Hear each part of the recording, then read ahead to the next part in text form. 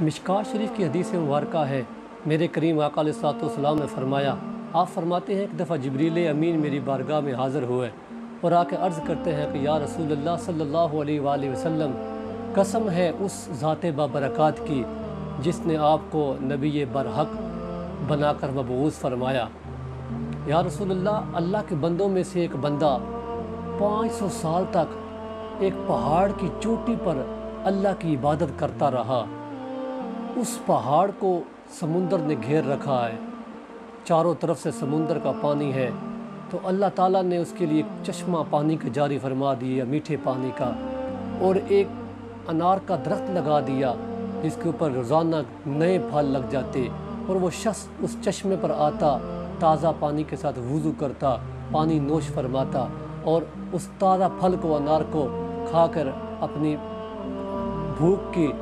جو شدت ہے اس کو کم کرتا، اور پھر اللہ کی بارگاہ میں پہاڑ کی چوٹی پر چلا جاتا اور جا کے اللہ کی بارگاہ میں عبادت میں مصروف ہو جاتا۔ یا رسول اللہ صلی اللہ علیہ وآلہ وسلم،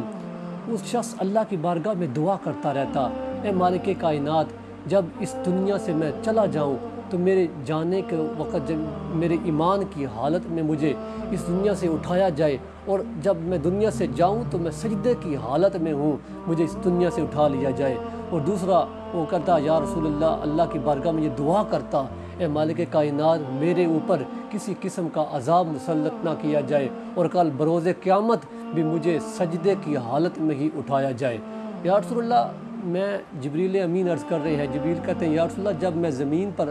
نیچے آتا آسمان سے تو میں اس شخص کو سجدے کی حالت میں دیکھتا، اور جب بھی زمین سے آسمان کی طرف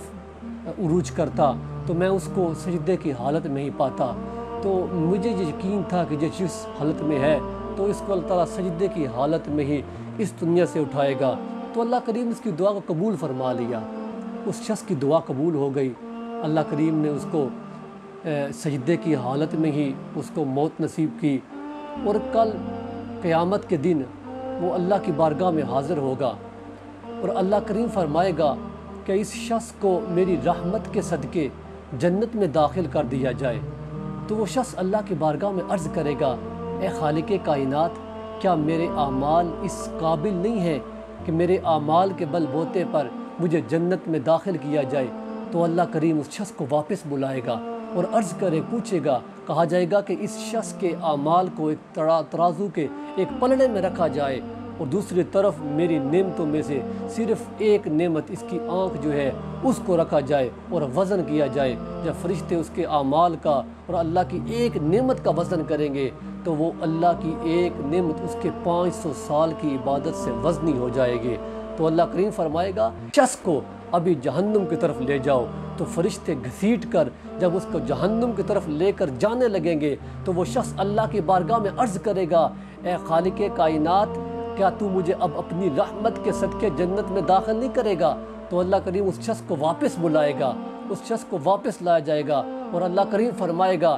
اے شخص، کیا تو نے میری نعمتوں کا شمار نہیں کیا کہ ایک پہاڑ کی چوٹی پر تجھے زندہ رکھنا یہ بھی میری نعمت تھی، اور اس پہاڑ کے اوپر ایک پانی کا چشمے کو جاری کرنا یہ بھی میری تیرے اوپر ایک نعمت تھی، اور پھر تجھے روزانہ کا نیا تازہ پھل دستیاب ہونا تیرے لیے، اور یہ بھی میرا تیرے اوپر ایک انعام ہوتا تھا۔ یہ تو وہ انعام ہیں جن کے بل بوتے پر تو 500 سال عبادت کرتا رہا، اگر ان انعامات کو ہی میں تجھے نہ دیتا تو تو کیسے زندہ رہتا، تو کیسے میری عبادت کر سکتا؟ تو پھر اللہ تعالیٰ فرمائے گا، اب میری رحمت کے صدقے ہی اس شخص کو جنت میں داخل کر دیا جائے، تو وہ شخص اللہ کی رحمت کے صدقے ہی جنت میں داخل ہو جائے گا۔ تو احباب ذی وقار، پھر ایک بندے کو چاہیے کہ اپنے اعمال کے اوپر اتنا غرور و تکبر نہ کرے کہ میں یہ عمل کرتا ہوں، میرے اس عمل کے صدقے سے ہی اللہ تعالیٰ جنت میں داخل فرمائے گا، بلکہ یہ اس کی رحمت ہے، یہ اس کا کرم ہوگا، جس کو چاہے جنت میں داخل کر دے،